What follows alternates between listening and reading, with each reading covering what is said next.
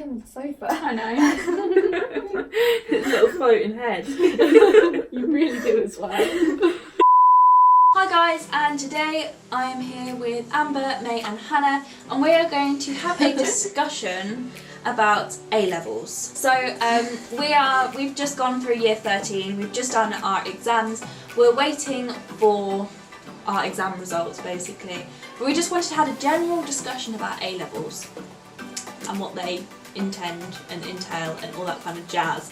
Because going into A-level, I didn't really realise what it was really. I don't think anybody did. It's like at the talks about the courses, they made them sound really exciting. Yeah. Psychology for one, Mm. and they're just like nothing like you're supposed to be at all. They talk about the most exciting bits in the talk about the course. Yeah, Yeah. basically. If you've watched some of my other videos, you'll know that I do art, photography and product design, and they were my three choices. I did psychology, business and dance, and I did do IT for a bit, but then I dropped it. Did you? Yeah. I hated it, so I dropped it. I didn't was know like, you did four. Yeah, I did it as a fourth, but Okay. it was boring, so... Well, me and you both did the Exactly same. the same. We did psychology, history and English lit, so times. So what was your favourite choice out of them? They all varied throughout the 2 Yeah, years. it depended like on what point. Yeah. I think overall I enjoyed English. I don't know really, but yeah, it just depended like what we were doing at the time. So there was obviously areas of psychology that I really enjoyed, but then I love how history is just getting excluded from this. But I did like some bits, but it was just very stressful. I really enjoyed history. I like the lessons. Yeah. I just think we didn't really have the best start in year 12 of history because our No. teacher wasn't the best and focused more on like his personal life rather than teaching us the course. It's like he would set us work to do and then he'd find something on the board that was completely irrelevant and be like, oh, look at this. Oh, what, and distract you? Yeah, Yeah. so then basically we ended up teaching the whole of one paper ourselves. Obviously that varies depending on what school you go Of to. course, yeah. But what about you, Amber? What was your favourite? My favourite is probably always dance, but then psychology, I just really like as well. I don't know. Yeah. I'd say dance, but like psychology was the one that I always enjoyed, and it went a bit smoother. My favourite was photography, but the thing with my photography was that the school wasn't equipped enough for me to use a darkroom or different cameras or try different techniques of photos. Like I had to go and do that myself, so I'm like very self-taught in that way, which in a way I'm very proud of with some of the Yeah. things I'm able to do, but at the same time it would have benefited me more if I had that opportunity. So if you're taking A-levels, make sure you look at the facilities of where you're going, Yeah, because definitely. that will help you a lot. Also the teachers, whether you're going to like them or not, that's important. Yeah, like talk to the teachers, and I think even if it seems a bit like scary, like talk to the students in the year above you and like try and find out their experience a little bit so that you know if you're making the right choice. Do you guys think taking A-levels was the best choice? Yes, for me personally. For me, I think it was, yeah. But not everyone. I mean, like it wasn't easy, but I don't think I could have done anything else. I think I would have regretted not doing A-levels if I hadn't just gone for it. So, yeah. I think if I'd gone to college and done a course, I wouldn't have done the course that I would have wanted to, because originally I was looking at a furniture design course, Yeah, I remember. and then that. I realised that's not what I wanted to do at all. I wanted to do photography. So doing A-levels allowed me to see what I was better at. Also the fact that doing A-levels you open yourself up to newer subjects. So I'd never done photography before at GCSE. You guys hadn't done psychology, had you? No. Business. So it like opens you up to different pathways. I feel like as well with A-levels, because it's 3 subjects, it gives you a lot more broader option from where to go with that. Whereas with college, you're very then stuck down one route. Yeah. I think if you know what you want to do, then going to college can be really good, but most people don't. Yeah. I mean, I don't know about other sixth forms, but I know that our sixth form was very supportive with like helping us write our personal studies and like giving us revising tips and that kind of stuff. Yeah, there is other 6 forms that they got no help with their personal statements at all. And like, because their 6 forms so big, they're known as just a number rather than personally by the teachers. I think that was in a way like a real benefit of staying where we stayed, because people looked at like the small year and they were like, oh, that's not very good, but actually it allowed us to get a lot more individual support. Yeah, Like definitely. I felt personally like I really struggled with my history coursework a lot, that my teacher was able to like help me out and support me a bit more through it, because there was only like 6 of us in the class. Yeah, I agree with that. Like in my art class, because there was 5 of us, then there was 4, and because we had a 2-hour lesson, we then got half an hour each with the teacher, and it was just able to go through our work and like say what we needed to do and that kind of stuff. But like I know that one of the schools had 2 art classes. Yeah. There's like 30 people. Basically, the continuity has changed because I'm now filming on my phone because my camera doesn't have any more storage. What were we discussing? I don't even know. Were we on about support or? Kind of, yeah, and like with personal statements in university. Yeah, so basically, we feel like at our sixth form we were able to get more support from the teachers because we had a lot of smaller classes. Other schools saw that as kind of like a bad thing, and in a way it was, because the school meant like it didn't get as much funding, but it was better in the way of we got to talk to the teachers more individually. I feel like something that really would have helped our year group is if we had a trip at the start of the year, like in year 12, because I felt like that would have helped us get to know more people in our year group. Yeah, or like having socials or something. Yeah, because obviously some of the other schools have had socials, so like the school would book out a little bar place nearby, and we didn't get that opportunity to like see everyone. We haven't even had the opportunity to have a prom. I mean, we would have if like myself and head boy Ben had come together and done one, but we just didn't have the time, which is a bit of a shame really, but it is what it is. Hashtag Love Island. And I still think our leavers lunch and that was nice, the way we did it with like the food and the rewards and everything. Yeah, because we had a leavers lunch, but we also did like lots of little trips for like university and stuff as well, didn't we? Which was really, really good when it helped out. 3 of us went to Berlin and didn't get to join in on that one. But that was really good. I went on a trip in year 12 like the first 2 weeks. I've not been on one since.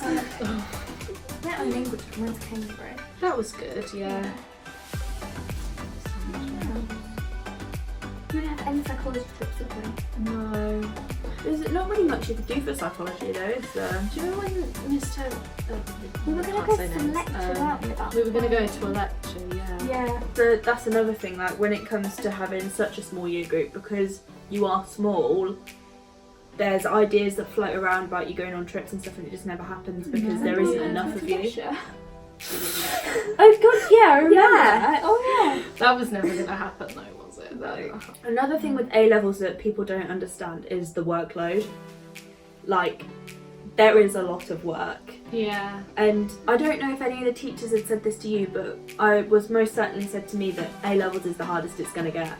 Yeah, I've been told that A levels are harder than some degrees. Yeah. Psychology especially. Everyone says apparently if you do a degree in psychology, you don't have to remember like all of the different studies and findings and names. Especially my subjects as well. Like, so many people were saying to me that they weren't proper subjects. And it used to, it made me so angry because like, I know that they're coursework based subjects, but the amount of photography work that I'd done. I mean, we saw the amount of work that you did, and you did as much as we did, you just did it in a different way. Yeah. Still was a lot of work. Art and photography is definitely down to personal preference because I had a lot of like worry of whether my work was good enough or not, but obviously it'll be down to the examiner on whether my work is good enough or not, so we'll find out. That's really frustrating because it's so subjective. Yeah. Like, at least with like in psychology and stuff, it's like, did you write these things? Yeah, Therefore it's you like get the marks. it's almost like a right and wrong answer, but with creative subjects and reason, it's like with your dance, isn't it? The same, a lot of people think, oh, dance, that's not a proper subject, but it's probably been the one I've had to put the most time and effort into. Yeah. So it's the thinking of like creating that takes longer, if that makes sense. I And think like, you find that a lot with creative subjects is they take up more time. Like, I know English isn't quite the same, but we had so much like external like reading to do and stuff to go over and stuff to write, and I think that happens a lot with like the more creative side. it's like all the added extras that come with it. So it's not just this is your subject that you're doing. It's like, this is your subject, but this is also everything else that has to go with it that Yeah. basically is going to affect that, but you're not going to see that side of it. I think, what do we have, like 6 books to read outside of class? I think we had 8 including our coursework. What do we have? Othello, Streetcar, Red Road, School Hill, Gatsby, Poetry Anthology, and So then happy I didn't have to 2 read anything. coursework. Yeah, so Yeah, 8. You had 8 books. Yeah. It's like, obviously that would take you forever to read those books and that kind of stuff. Obviously you coming up with a dance routine and like I mean, sorting the that out. amount of dance And- rehearsals that you guys do, yeah. you're rehearsing like every Like, lunchtime. you rehearsed a lot, and obviously then with my photos, you see the photos but you don't see all of the prepping and the background side of it, of like setting up the photo shoot and taking the photos and editing them and all that. You just see the final and image. like the fact that you would like travel to London and stuff. Yeah. So it's a lot. So it's like, if you do take A levels, you do need to make sure that you put a lot of effort into them. Like, you can't just go, yeah, let's do that, and just sort of pass it off. It's like, I remember teachers saying like you have to put as much time in outside of school as you do in school, and you kind of don't take that seriously at first, but it's very true. Yeah, definitely. Any tips for anyone that's going to be taking A levels? Don't do that. Organise your time. If you're not an organised person, like I'm really not an organised person, force yourself to be like plan stuff out and like force yourself to do stuff, because if you procrastinate and you don't get on top of you'll never catch up. Yeah, I agree with that.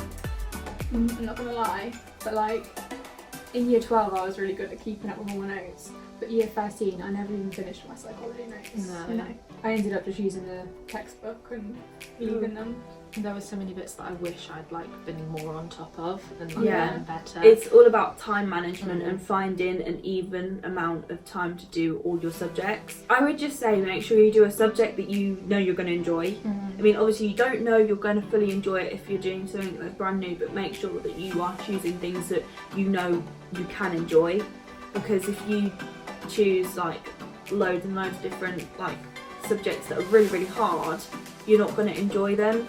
So it's almost like having that happy medium of like, yes, you need, say, biology to go off to do one subject at university that you know you want to do, but you can also do another subject to counterbalance that you will enjoy more, that you don't necessarily need, but it will be a good grade, if that makes sense. Don't let people shame you for doing more creative subjects if that's what you want to do. If you're doing history and you're doing the EdExcel exam board like we did, take the coursework seriously, start early, get it done, because the sooner it's done, the sooner it's like, and it sounds so silly, but like there's so much to do and there's so much like research and time that you have to put into it, but the sooner you get it done, the sooner you can start revising.